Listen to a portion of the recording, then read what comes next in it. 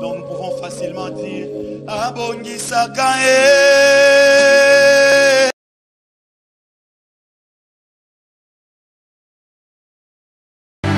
Alléluia. Est-ce que tu peux continuer à acclamer très fort pour le Seigneur? J'aimerais que tu continues à acclamer très fort pour le roi des rois.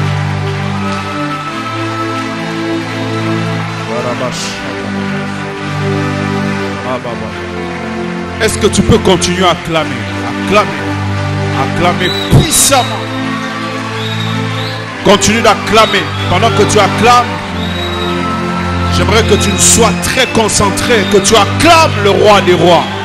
J'aimerais que tes acclamations puissent changer l'atmosphère. Est-ce que tu peux acclamer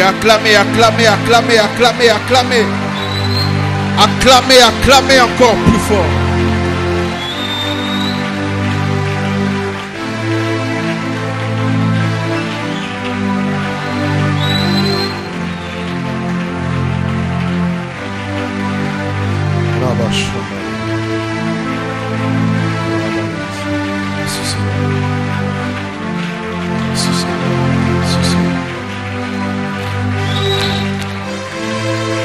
Merci Seigneur. Merci Jésus. Merci Père. Que ton nom soit béni. Que ton nom soit exalté.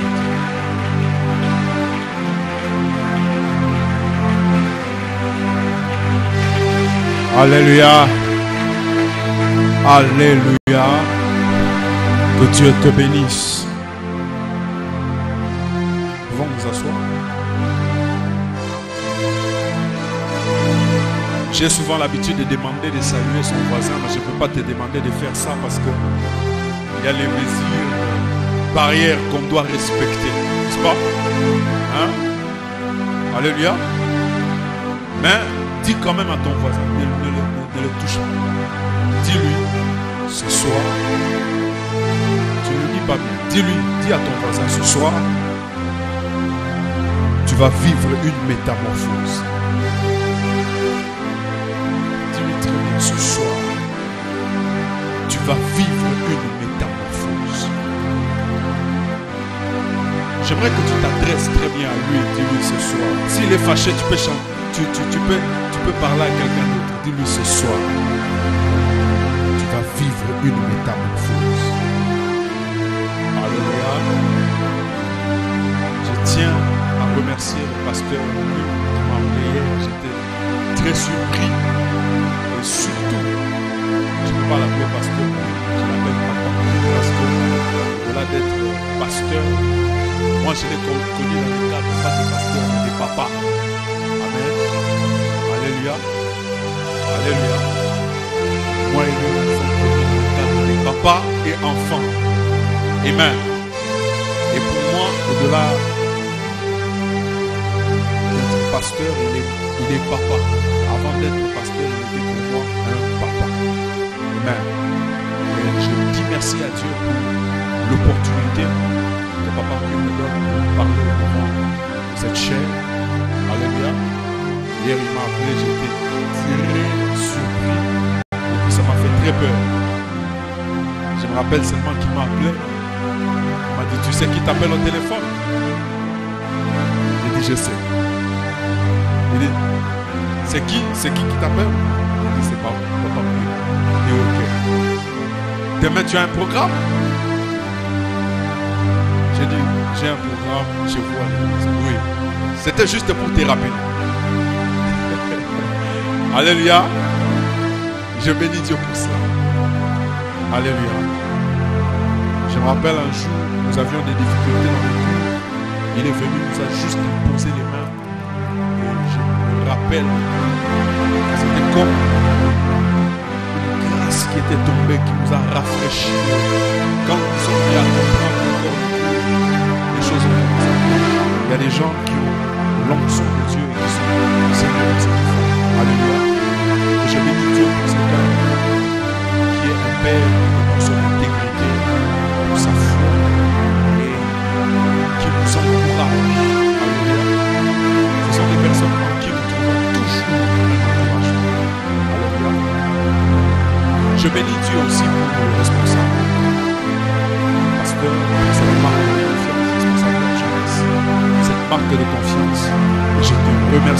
toi aussi, tu es là.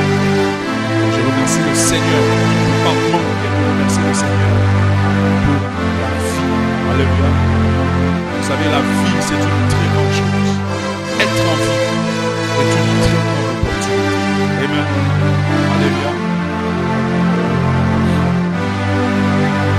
Être en vie est une grande opportunité. Et quand vous êtes en vie, servez Dieu, aimez Dieu, attachez-vous à Dieu.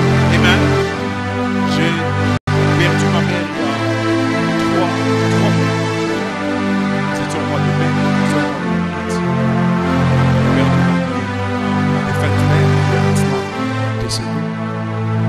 Je me suis toujours rappelé d'une chose et que mon père me disait quand il était à l'hôpital. Alléluia. Elle a amené 2 infirmières au Seigneur. Donc, au moment où elle allait, elle partait. Elle a amené des gens au Seigneur. Et c'est un exemple pour nous dans la foi. Pour que même lorsque nous avons le dernier souffle, même dans le dernier moment, nous ne manquons pas de servir Dieu. Et j'ai appris auprès d'elle à ce que Amen. Et je le disais pas plus tard que samedi, il y a une tante qui devait venir rester avec nous après le décès de notre défunt. Le samedi, quelqu'un m'appelle avec son numéro, mais parlant en swahili, parce que je parle de swahili, mais parlant en swahili pour me dire que il y a un accident ici, tout le monde est mort. Je dis, c'est quoi ça? Métiamoka, 18h, c'est mon père qui est Gabriel, tel tante est décédé d'un accident.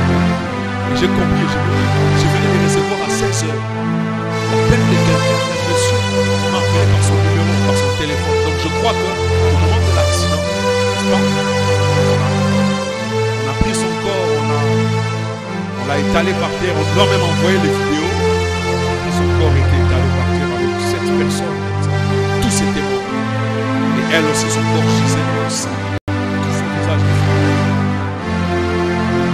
Vous savez, elle sortait, elle ne savait pas qu'elle allait mourir. Elle sortait, elle ne savait pas qu'elle allait partir. Et c'est pourquoi j'aimerais dire à tout un chacun de nous ici. Nous sommes venus ici, nous ne savons pas quand est-ce que nous allons partir. Nous ne sommes pas éternels sur cette terre. Nous sommes des pèlerins. Et quand nous avons l'opportunité de servir Dieu, servons Dieu comme il se doit. Est-ce qu'on peut appeler ça en leçon? Servons Dieu comme il se doit. Très important. Alléluia. Hein? Éloignons-nous du péché, de toutes ces mauvaises choses et servons Dieu comme il se doit. Que Dieu vous bénisse. Romains chapitre 12, à partir du verset 1er jusqu'au verset 2. Romains chapitre 12.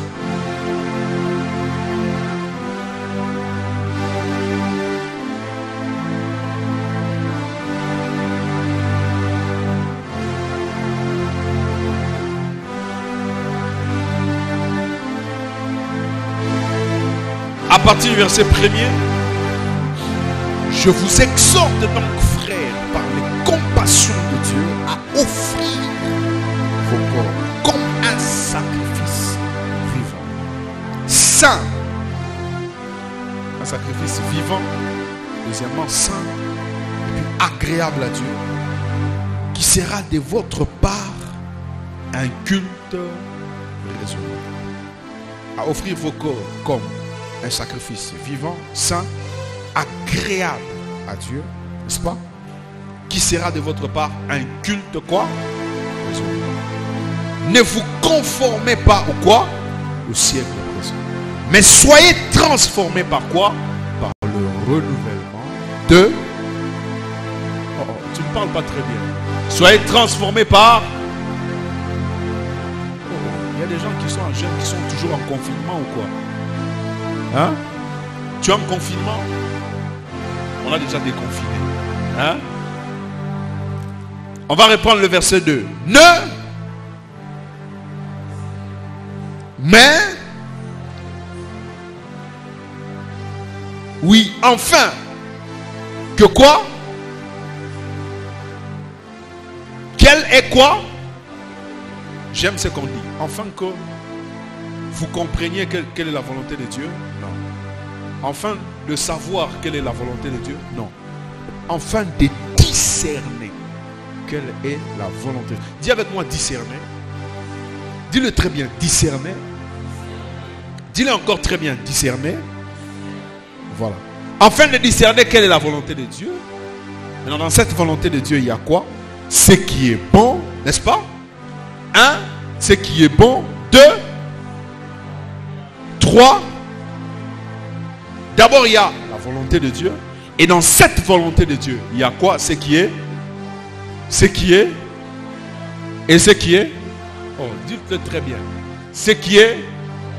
Ce qui est. Et ce qui est. Est-ce qu'on peut encore le dire très fort? Ce qui est. Ce qui est. Et ce qui est. Est-ce qu'on peut encore le dire très fort? Ce qui est. Ce qui est. Et ce qui est. Voilà. N'est-ce pas? Le renouvellement de l'intelligence. La transformation par le renouvellement de l'intelligence. L'intelligence, c'est la capacité qu'a l'homme de comprendre les choses. L'intelligence, c'est la capacité qu'a l'homme de résoudre les problèmes, d'apporter des solutions aux problèmes. L'intelligence est la capacité qu'a l'homme d'apporter des réponses, des bonnes réponses aux questions. Parce qu'il y a des gens qui donnent des réponses aux questions. Mais tout le monde ne donne pas de bonnes réponses aux questions. Est-ce que vous êtes là? L'intelligence, c'est la capacité d'apporter des bonnes réponses aux questions. C'est ça l'intelligence. Et dans tout homme, il y a une intelligence. Dans tout homme, il y a la capacité de comprendre les choses. Dans tout homme, il y a la capacité de résoudre les problèmes. C'est pourquoi, vous allez voir avec moi, lorsque Dieu crée Adam, il a amené, n'est-ce pas, les animaux devant lui pour qu'il puisse les nommer. Parce que Dieu sait qu'il a donné à Adam l'intelligence de comprendre les choses et de donner des solutions aux problèmes. Dieu ne lui a pas dit tu vas appeler les lions lions, il ne lui a pas dit que tu vas appeler les léopards léopards, mais Dieu a juste amené des problèmes devant lui pour qu'il puisse les résoudre. Donc cela veut dire que dans tout homme, il y a la capacité d'apporter des problèmes, des solutions aux problèmes. La capacité d'apporter, n'est-ce pas, les bonnes réponses aux questions. La capacité de comprendre les choses. Maintenant, regardez. Et vous allez vous rendre compte d'une chose. S'il vous plaît, suivez-moi très bien. Que la substance de la transformation dans l'homme, c'est l'intelligence. Tout dans la vie d'un homme commence dans son intelligence. Si tu veux pécher, ça va commencer dans ton intelligence. Si tu veux tricher, ça va commencer dans ton intelligence. N'est-ce pas? Si tu veux réussir, ça va commencer dans ton intelligence. Si tu veux te marier, ça va commencer dans ton intelligence. Tout ce que l'homme fait sur la terre commence dans son intelligence.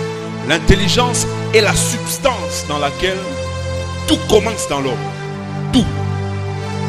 Je dis bien tout. Et vous devez le savoir. Regardez ce que la Bible dit. Dans 2 Corinthiens chapitre 4. Je crois que je suis au verset 3 ou au verset 4. La Bible dit ceci. Notre évangile est voilé pour ceux dont le Dieu de ce siècle a aveuglé l'intelligence. Vous êtes là? Donc notre évangile est voilé pour ceux dont le Dieu de ce siècle a aveuglé quoi? L'intelligence. Pour qu'ils ne voient pas briller la splendeur de l'évangile. S'il vous plaît, nous sommes dans 2 Corinthiens chapitre 4. Vous pouvez chercher ce texte, mais je sais que c'est dans 2 Corinthiens chapitre 4. Notre évangile est voilé pour ceux dont le Dieu de ces siècles, à quoi? A aveuglé l'intelligence pour qu'il ne voie pas briller la splendeur de l'évangile. Ça veut dire quoi? Pour que la conversion commence dans la vie d'un homme, tout commence dans l'intelligence. N'est-ce pas? Et même l'évangile, hein? Parce que la Bible dit dans Éphésiens, je crois,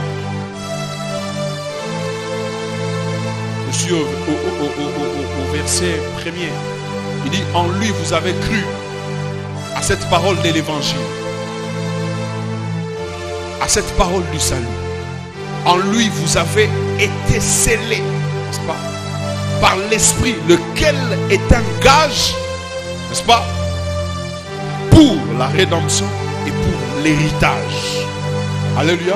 En lui vous avez reçu la parole de l'évangile. En lui vous avez cru en cette parole de l'évangile.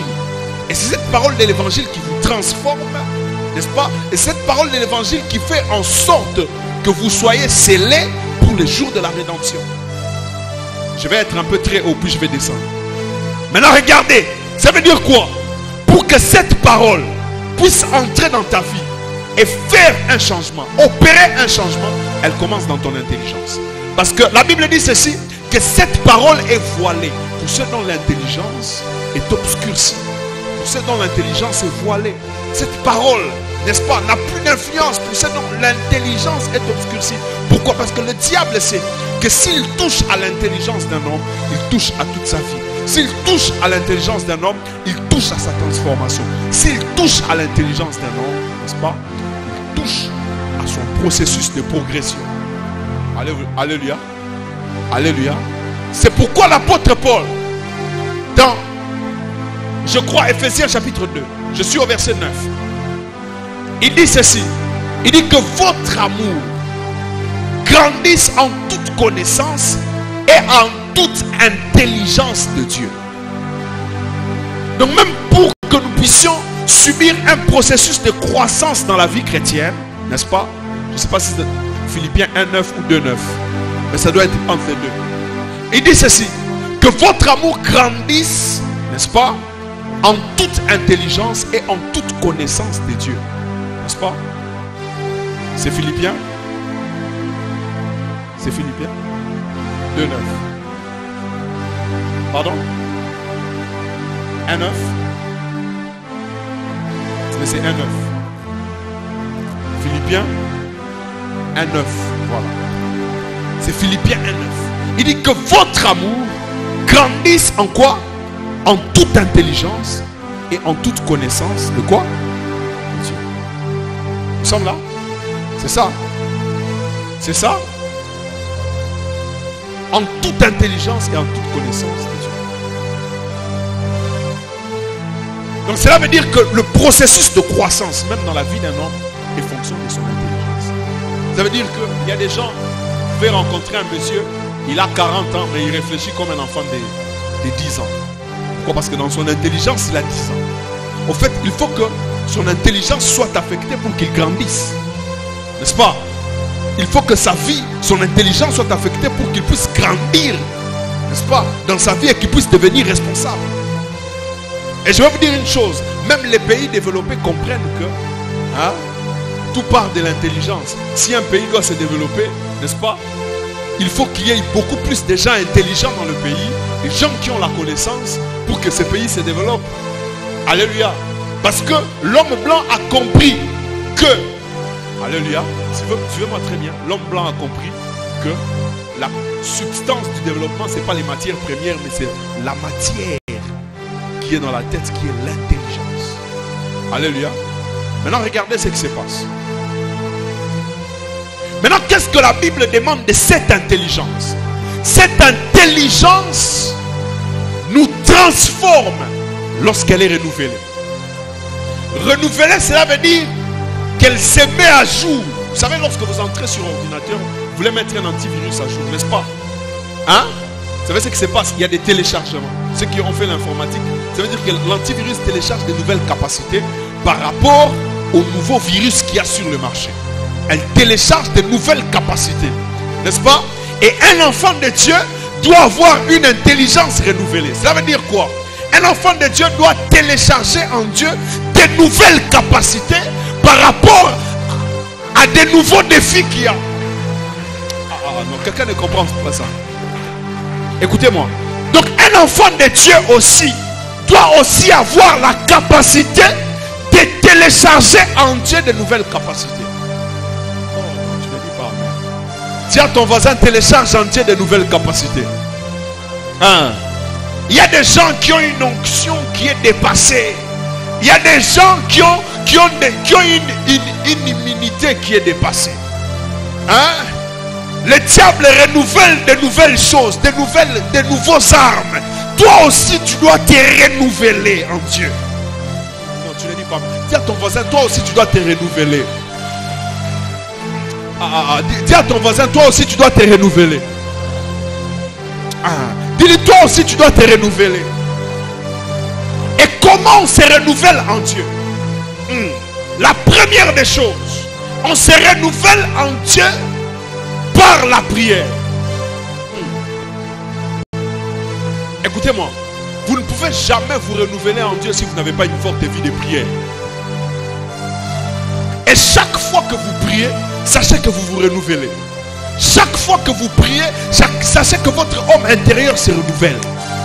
Chaque fois que vous priez, il y a des choses, il y a des choses que Dieu ajoute en vous. C'est pourquoi lorsque Jésus est monté à la montagne avec 3 de ses disciples, la Bible dit qu'il fut transfiguré.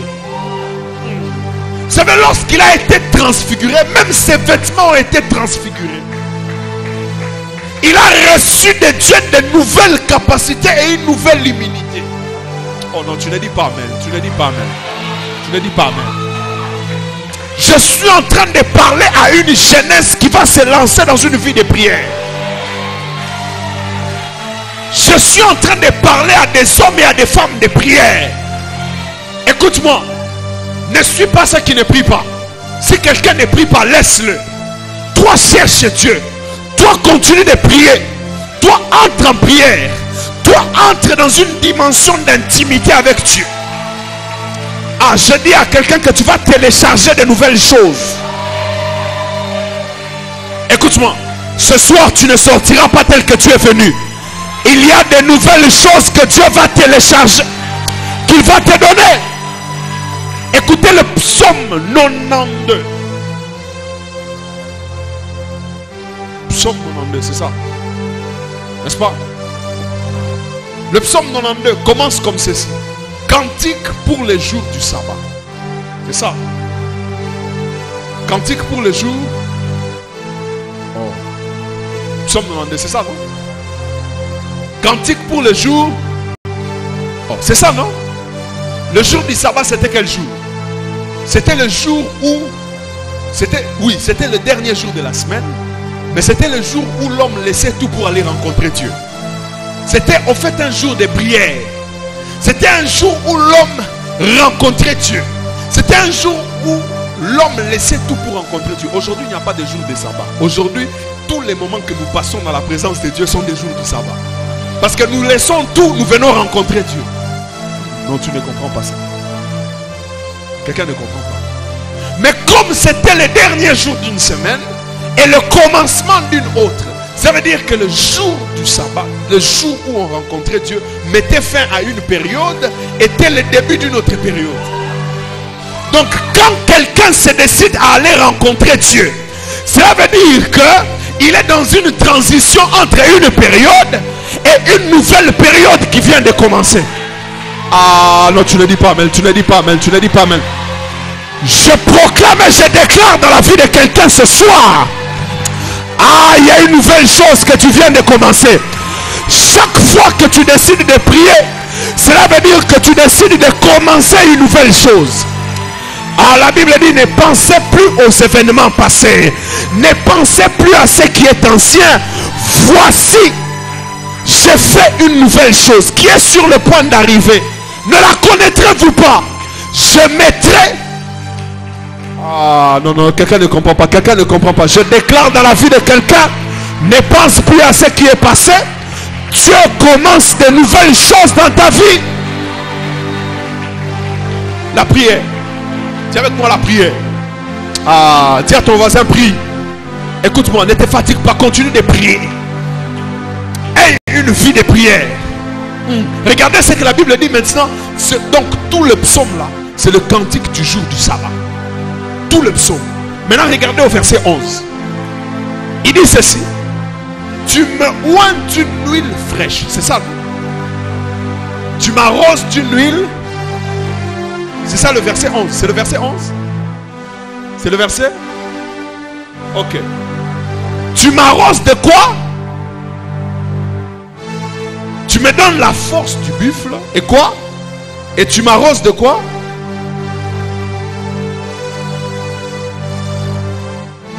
Cela veut dire quoi?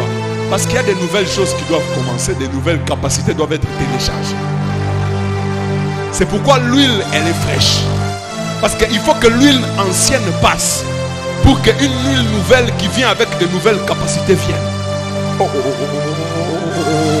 Donc ça veut dire que chaque fois que tu décides de prier, Dieu te donne de nouvelles capacités. Dis à ton voisin, télécharge de nouvelles capacités. Et c'est pourquoi j'aimerais dire à quelqu'un ceci. Même si toi tu es surpris par rapport aux choses que tu rencontres, Dieu ne sera jamais surpris. Même si le diable invente de nouvelles choses, ces choses ne seront jamais nouvelles devant Dieu. Elles seront peut-être nouvelles devant nous, mais pas devant Dieu. C'est pourquoi va chercher le Dieu devant qui les choses que le diable invente ne sont pas nouvelles.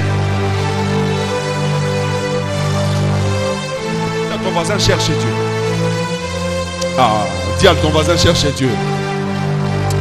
Dis à ton voisin cherche Dieu.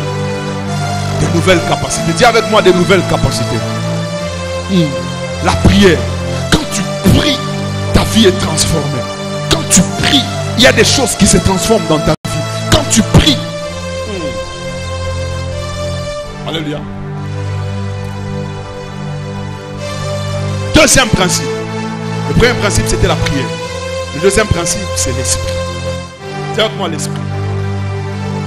Tiens avec moi l'esprit. Vous savez, il y a des chrétiens qui n'ont pas une relation profonde avec le Saint-Esprit. Aucune relation profonde avec le Saint-Esprit. C'est pourquoi leur vie ne change pas. Écoutez-moi, il n'y a pas de vie chrétienne sans le Saint-Esprit. Et vous n'arriverez jamais à vivre une véritable vie chrétienne sans le Saint-Esprit. Alléluia. Alléluia. Romains chapitre 8. La Bible dit, si l'Esprit de Dieu habite en vous, faites mourir par lui toutes les œuvres du corps. Tous les membres du corps. Toutes les œuvres du corps. Ça veut dire quoi? Dans Romains chapitre 7, Paul est en train de montrer, est en train de donner un problème. Le problème est que le bien qu'il veut faire, il ne sait pas comment le faire. Il dit, qui me délivrera? Il dit, je trouve une loi au-dedans de moi qui est au-delà de la loi de l'entendement. Ça veut dire, j'essaye de faire le bien, mais je n'arrive pas. Je ne veux pas faire le mal, mais c'est ça que je fais. Qu'est-ce qui va arriver? Quel est le problème en moi? Je n'arrive pas à faire le bien. Je n'arrive pas. Il dit, j'ai la volonté, mais pas le pouvoir. Il dit, le péché habite en moi. Il dit, j'ai été vendu au péché. Alléluia. Alléluia. Il y a un problème. C'est vrai, je me suis converti. C'est vrai, j'ai accepté Dieu. Il dit, je prends plaisir à la loi de Dieu selon l'homme intérieur. N'est-ce pas? Donc il y avait déjà l'homme intérieur en Paul. C'est qu'il avait déjà reçu Jésus. Parce que l'homme intérieur, n'est-ce pas? C'est l'homme qui a été créé en nous. C'est l'homme qui est né en nous lorsque nous avons reçu Jésus. Lorsque nous avons été régénérés. Ça veut dire qu'il y a une nouvelle créature qui a été créée. C'est pourquoi 2 Corinthiens chapitre 5, le verset 17 dit ceci. Si quelqu'un est en Christ, il est devenu une nouvelle créature. Les choses anciennes sont passées. Ça veut dire quoi? Il y a un travail de régénération qui a été fait au niveau de notre esprit pour créer un homme qui est à la volonté et à l'image de Dieu, selon la sainteté de Dieu, selon la justice de Dieu. Et c'est cet homme qui, lui, aime les choses de Dieu. Tu verras lorsque tu as reçu Jésus, il y a un côté de toi qui aime toujours Dieu. Même lorsque tu vas boire dans les bars, mais tu sens qu'il y a un côté de toi qui te dit non, tu ne peux pas être ici. Il y a un côté de toi qui veut la prière même lorsque tu pêches. C'est cet homme intérieur. Il prend toujours plaisir à la loi de Dieu. Maintenant, il y a un combat entre l'homme intérieur et la chair. Maintenant, qu'est-ce qui se passe? Sans le Saint-Esprit, qu'est-ce qui se passe? La chair, dans Romains chapitre 7, remporte sur l'homme intérieur. Mais quand le Saint-Esprit vient, dans Romains chapitre 8, nous avons la capacité de détruire les œuvres de la chair par le Saint-Esprit. Il dit que le Saint-Esprit nous aide même dans nos faiblesses. Même lorsque nous ne savons pas prier, il intercède par nous par des soupirs inexprimables. Il y a des moments où tu n'as pas la force de prier, mais tu ne comprends pas. Tu ressens comme une force, comme la potion magique d'Obélix. Ah, je dis comme la potion magique d'Obélix. Je déclare qu'il y a des gens aujourd'hui qui seront trempés dans cette potion magique. Oh non, tu ne dis pas amen, tu ne dis pas amen. Je déclare qu'il y a des gens qui seront aujourd'hui trempés dans cette potion magique.